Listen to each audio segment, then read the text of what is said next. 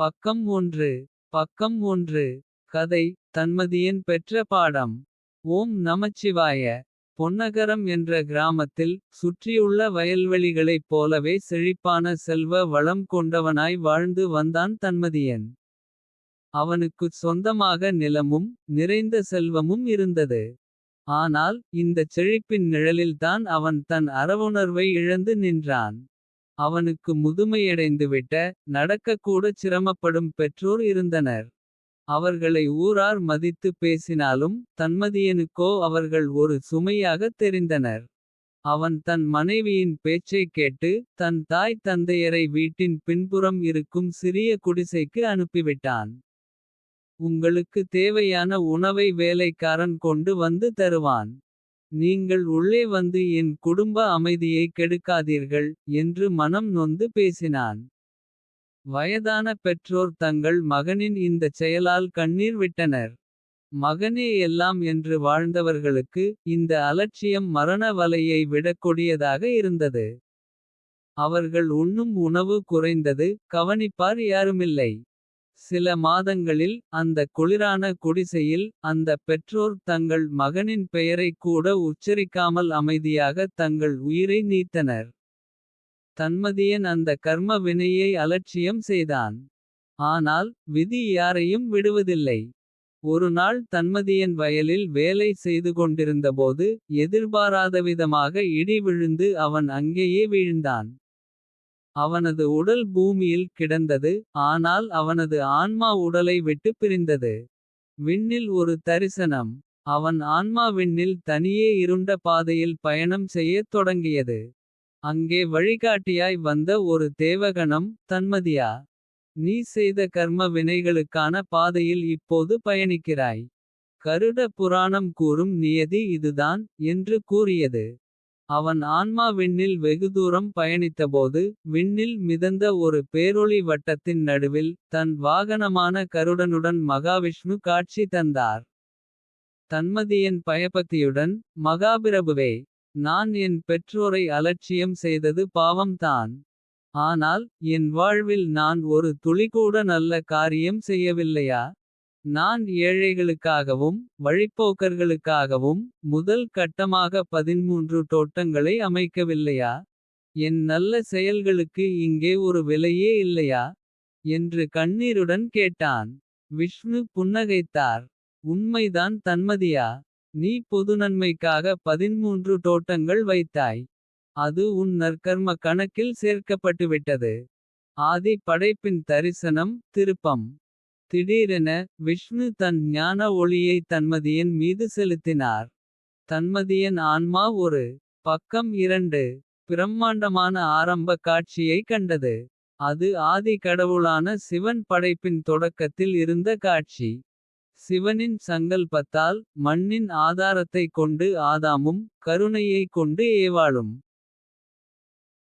பக்கம் 2. உருவாக்கப்பட்டனர். சிவன் அவர்களுக்கு பேசினார். படைக்கப்பட்ட என் குழந்தைகளே. உங்களுக்கு நான் அளித்த இந்தச் சோலைவனத்தில் மகிழ்வுடன் வாழுங்கள். ஆனால் நான் உங்களுக்கு வகுத்தளியுள்ள ஆதியை மீறி. எந்த விதமான பாவத்திலும் ஈடுபடாதீர்கள். நீங்கள் ஆணையை மீறி பாவம் செய்தால். இந்த தோட்டத்தை விட்டு தொடர்ந்து அடித்து துரத்தப்படுவீர்கள். ஆனால் ஒருநாள் அந்தச் சோலையின் அறிவு தரும் மரத்தின். அருகில் வந்த ஏவாளிடம் ஒரு சர்ப்பம் நயவஞ்சகமான வார்த்தைகளைச் சொன்னது. இந்த பழத்தை உண்டால் நீங்களும் கடவுளுக்கு நிகராக நன்மை எது. தீமை எது என்று அறிவீர்கள். ஆசையால் மயங்கிய ஏவாள் தடை செய்யப்பட்ட கனியை உண்டாள்.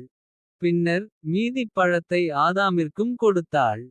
இருவரும் உண்ட மறுகணமே சிவனின் கோபம் இடி மின்னலாய் வெடித்தது.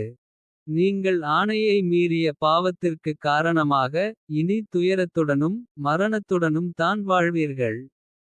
இந்தச் சோலை நிரந்தரமாக மூடப்படுகிறது. சிவனின் ஆணைப்படி அவர்கள் இருவரும் அந்த ஆனந்தமான தோட்டத்தை விட்டு அடித்து துரத்தப்பட்டனர். மகாவிஷ்ணுவின் நியதி. அந்தக் காட்சி மறைந்தது. தன்மதியன் நடுங்கிக் கொண்டிருந்தான்.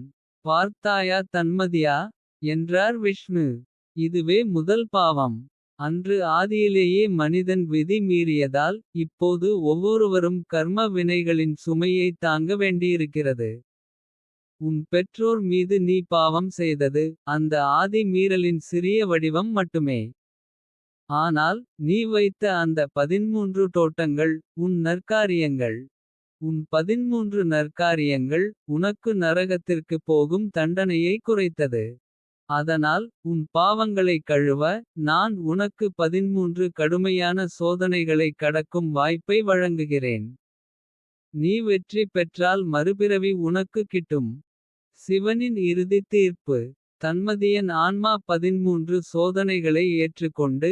கருடன் மீது அமர்ந்து பூமியை நோக்கி பறக்கத் தொடங்கியபோது. விண்ணில் மீண்டும் சிவனின் ஆதிசக்தி ஒலித்தது. சிவனின் அசரீரி. நாராயணா. நீர் அளித்த நியதி சத்தியமானது. ஆனால் இவன் ஆன்மா இப்போதே இந்தச் சோதனைகளைச் சந்திக்கும் வலிமை பெறவில்லை. இவன் பாவம் முழுவதுமாக நீங்க. இவனுக்கு அடுத்த ஜென்மம்தான் தீர்வு. தன்மதியா. நீ இப்போது மறுபிறவிக்கான பயணத்தை தொடங்கு. உன் பாவங்கள் முழுவதுமாக நீங்க. உனக்கு தேவைப்படும் இறுதித் தீர்வு மற்றும் பிராயச்சித்தத்தை. உன் அடுத்த ஜென்மத்தில் மகாவிஷ்ணுவே அருளுவார். மகாவிஷ்ணு புன்னகைத்தார். அப்படியே ஆகட்டும் மகாதேவா. தன்மதியா. உன் புதிய பிறவியின் மூலம். நீ உன் கர்ம வினைகளை தீர்த்து. என் அருளை பெறப் போகிறாய்.